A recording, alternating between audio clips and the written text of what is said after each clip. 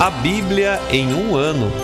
Uma experiência de encontro com Jesus Cristo, a Palavra de Deus.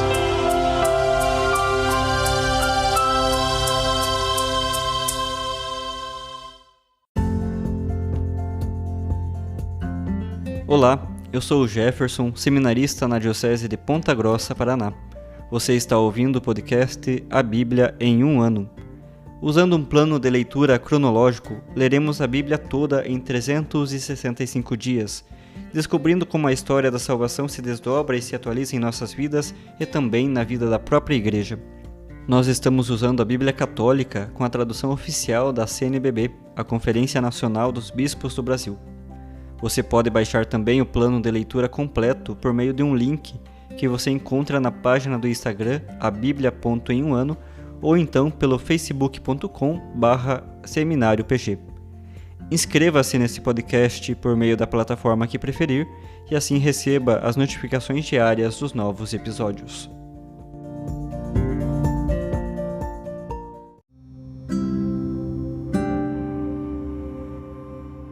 Olá, eu sou o Padre Joel Nalepa, da Diocese de Ponta Grossa, no Paraná.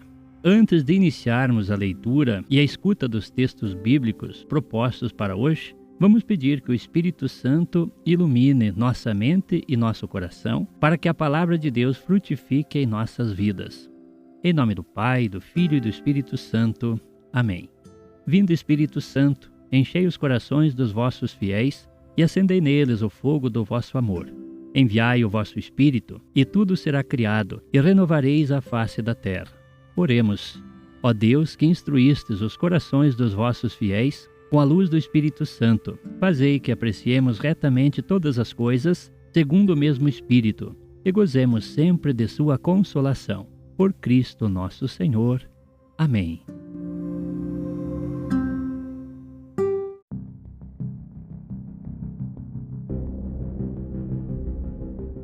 Hoje, dia 127 do podcast A Bíblia em um ano, iremos concluir a leitura do livro de 1 Samuel, lendo os capítulos 29, 30 e 31, e também o Salmo 18.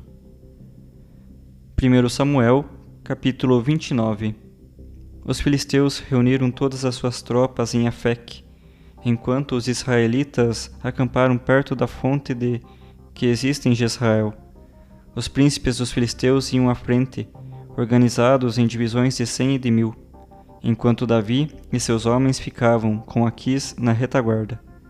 Os chefes dos filisteus disseram: "Que estão fazendo aqui esses hebreus?" Aquis disse aos chefes dos filisteus: "É Davi, que foi servo de Saul, rei de Israel, e que está há muitos dias, há anos até, comigo. Nada tenho a censurar-lhe desde o dia em que fugiu para junto de mim, até o dia de hoje." Os príncipes dos filisteus irritaram-se contra Aquis e lhe disseram: "Que esse homem vá embora e fique no seu lugar, lá onde o deixaste antes. Que ele não desça conosco para o combate, para que não se torne nosso adversário quando a batalha começar. Que melhor preço teria para reconciliar-se com seu senhor, senão as cabeças de nossos homens? Não é ele Davi, de quem dançando cantavam: Saul matou milhares, Davi dezenas de milhares?" Aquis chamou Davi e disse-lhe: "Pela vida do Senhor, tu és um homem correto, e agrada-me ver-te sair e entrar no acampamento comigo.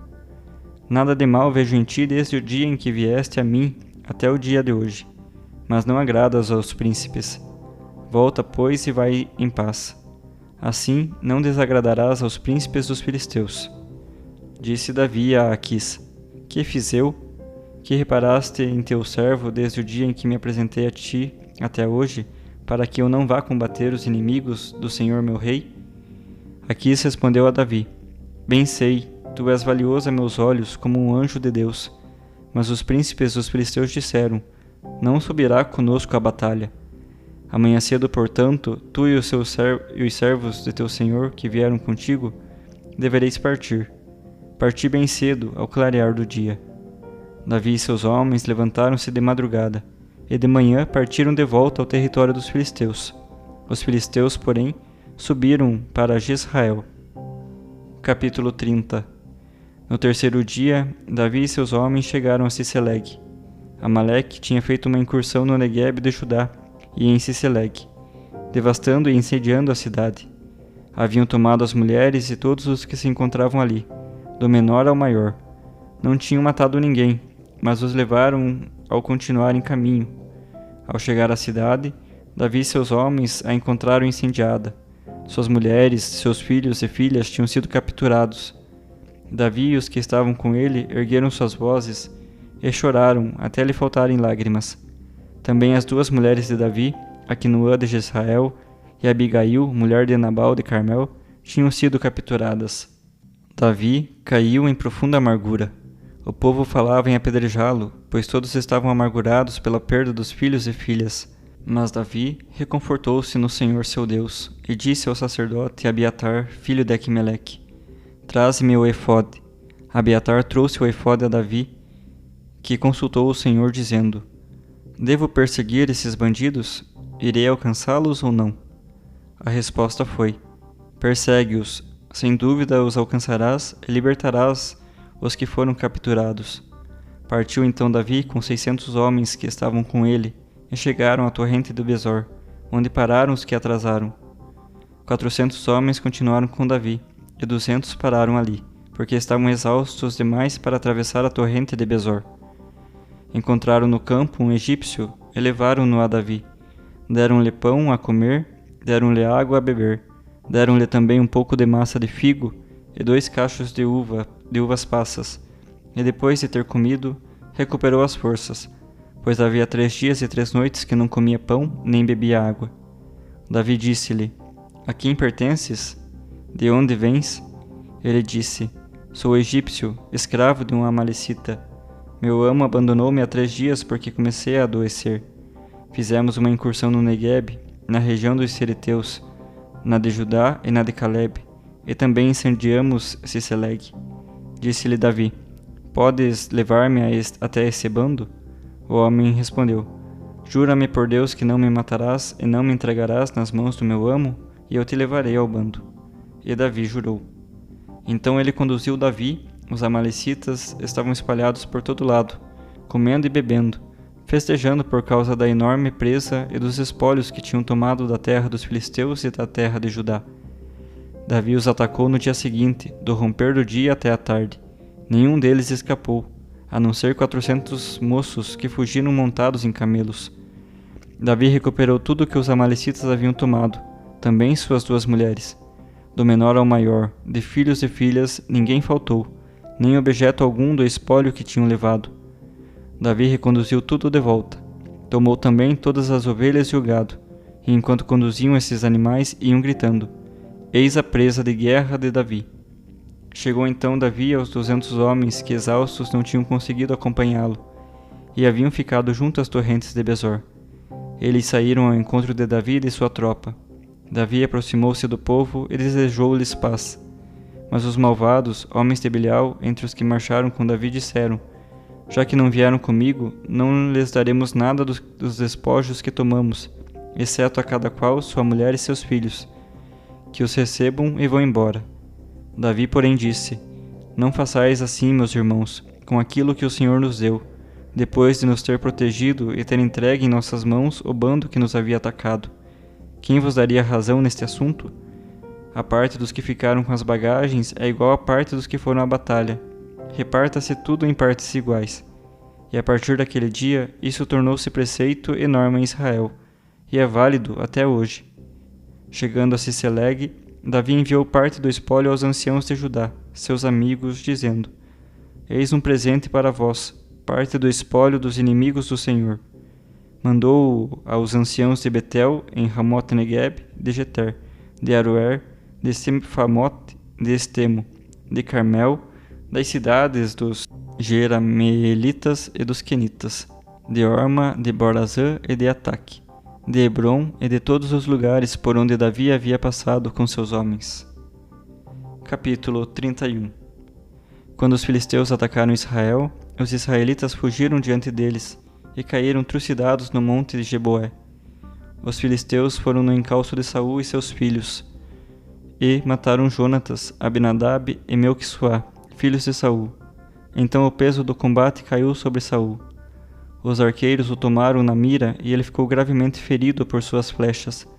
Saul disse ao seu escudeiro: Puxa de tua espada e traspassa-me com ela, para que esses incircuncisos não venham a traspassar-me e zombar de mim. Mas o escudeiro não quis, pois tinha muito medo. Então Saul agarrou a espada e atirou-se sobre ela. E ao ver que Saul estava morrendo, o escudeiro também se atirou sobre a espada e morreu com ele.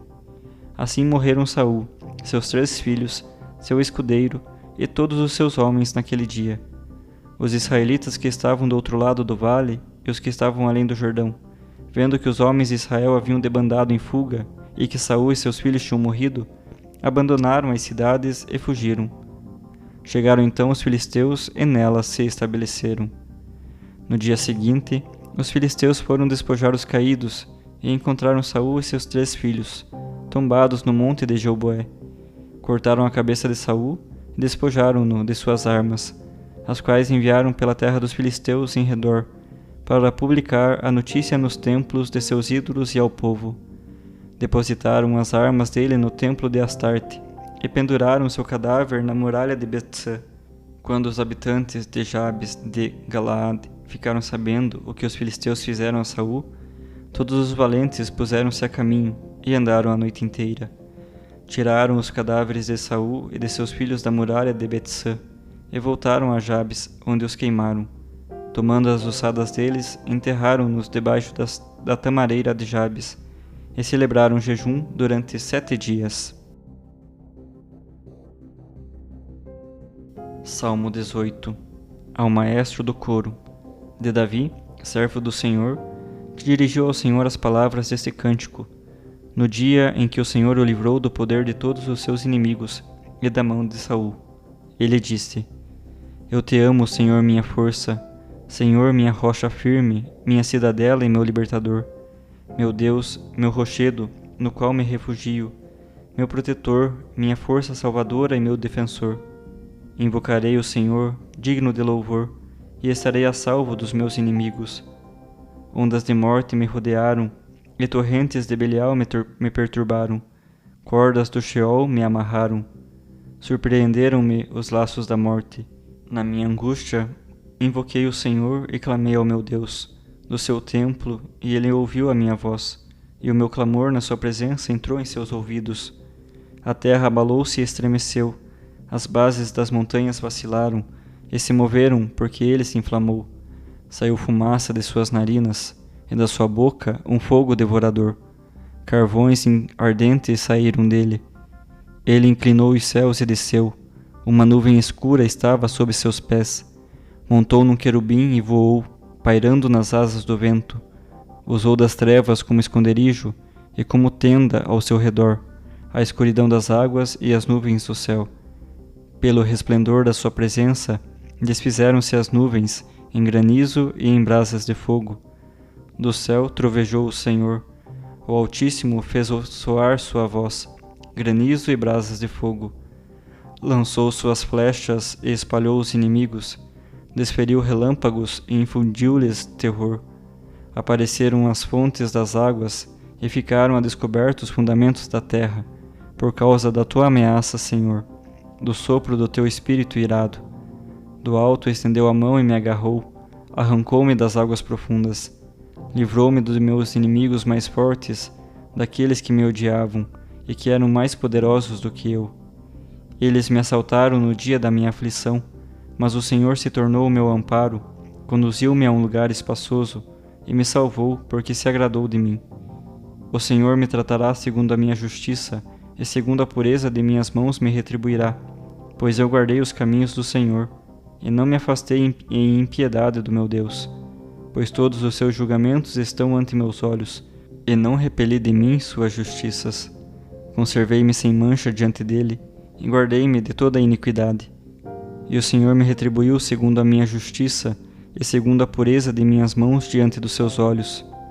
Tu te mostras santo com quem é santo, e íntegro com quem é íntegro, com o puro te mostras puro, e pelo perverso não te deixas enganar. Pois tu salvas um povo humilde, mas humilhas os olhos dos soberbos. Senhor, tu acendes a minha lâmpada, o meu Deus ilumina minhas trevas. Pois contigo atacarei os batalhões dos inimigos, com meu Deus assaltarei a muralha. Quanto a Deus, o seu caminho é perfeito, as palavras do Senhor são provadas ao fogo. Ele é o protetor de todos os que nele se refugiam. Pois quem é Deus, senão o Senhor? E quem é o rochedo, senão o nosso Deus? Foi Deus quem me cingiu de força e tornou íntegro o meu caminho. Foi Ele que fez meus pés velozes como os da corças e me deu segurança nas alturas. Ele treinou minhas mãos para o combate e meus braços para retesar o arco de bronze. Tu me deste o escudo da tua salvação.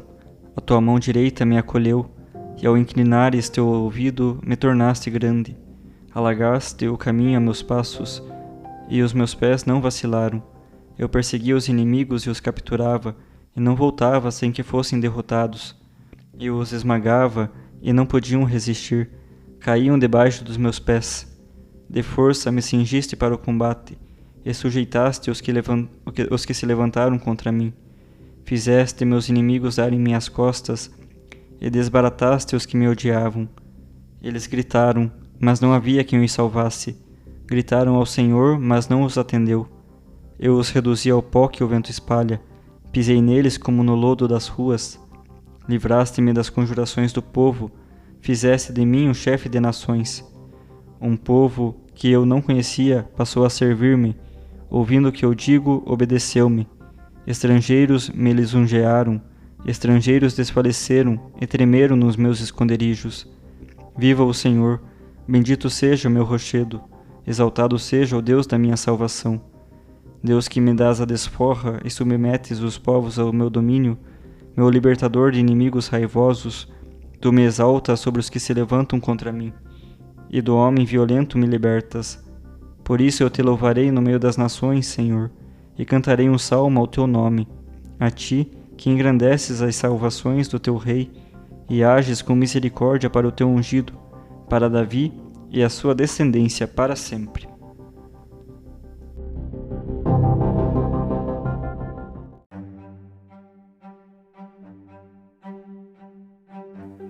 Sou o Padre Evandro, da Diocese de Ponta Grossa, no Paraná.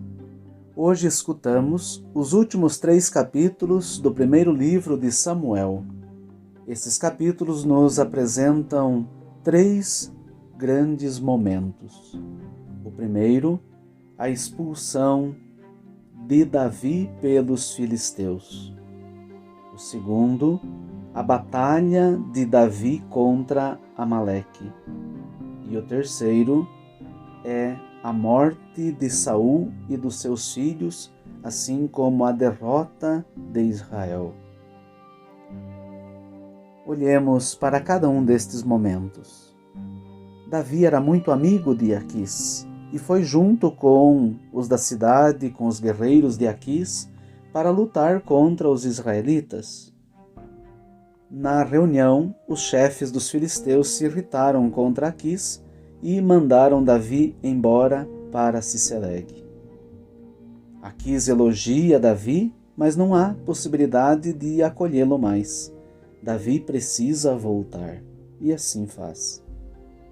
No retorno, e aqui o segundo momento, Davi com seus homens tomaram consciência de que Amaleque havia devastado e incendiado tanto Ciceleg como Neguebe. E também os amalecitas haviam aprisionado as mulheres e os filhos de todos os habitantes dessas cidades. Davi chorou diante daquela situação e, como diz o texto, caiu em profunda amargura. E nesta situação tão desafiadora e triste para Davi, o texto afirma que ele foi reconfortar-se no Senhor. E do Senhor ouviu que era preciso ir lutar contra os amalecitas. E com a ajuda de um egípcio, que os amalecitas haviam deixado na estrada, um ex-escravo dos amalecitas, então Davi vai e vence os amalecitas. Davi matou os adversários, recuperou os bens que havia perdido, e todas as pessoas que haviam sido aprisionadas são agora libertadas. e todos retornam para as antigas cidades. E aí Davi promove a justiça, dividindo os bens com os homens, tanto aqueles que lutaram como aqueles que haviam ficado na cidade. Tanto que Davi diz: dividi em partes iguais. Todos têm o mesmo direito, porque todos, de uma forma ou outra, colaboraram para a vitória. Mostra a justiça de Davi.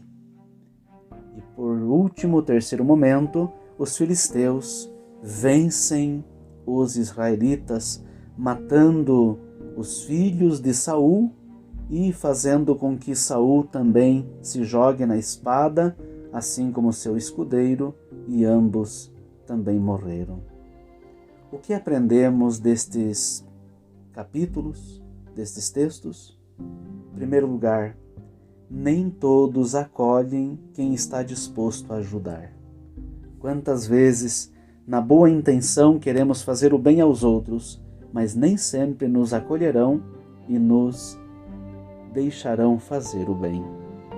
Em segundo lugar, na hora do choro e da amargura, é preciso ir encontrar consolo e discernimento no Senhor.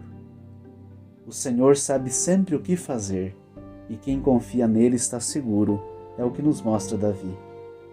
Em terceiro lugar, a vitória de quem confia no Senhor é certa. Não é desamparado quem confia no Senhor. Aprendamos a confiar no Senhor.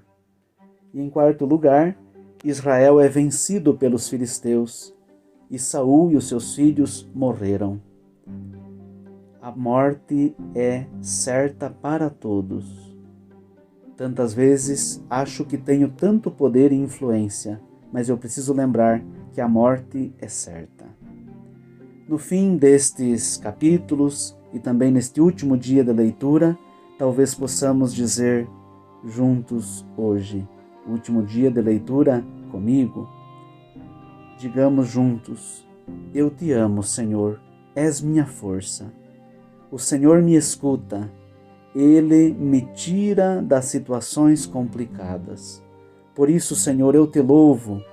És um Senhor, o Senhor da minha vida. És sempre bondoso. Ajuda-me, Senhor. Obrigado por esta oportunidade de partilhar com você a meditação destes textos da Escritura.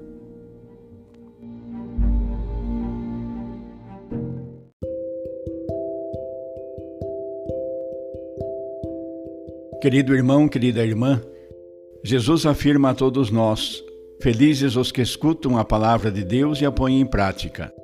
Peçamos que a palavra que acabamos de ouvir se faça vida em nós e inspire as nossas ações. Oremos. Ó Deus, concedei ao vosso povo alimentar-se cada vez mais da vossa palavra e nela encontrar a fonte da vida. Por nosso Senhor Jesus Cristo, vosso Filho, na unidade do Espírito Santo. Amém. Quem vos fala é o Padre Jaime Roça, vigário-geral da Diocese de Ponta Grossa, no Paraná. Que desça sobre vós a bênção de Deus Todo-Poderoso, Pai, Filho e Espírito Santo. Amém.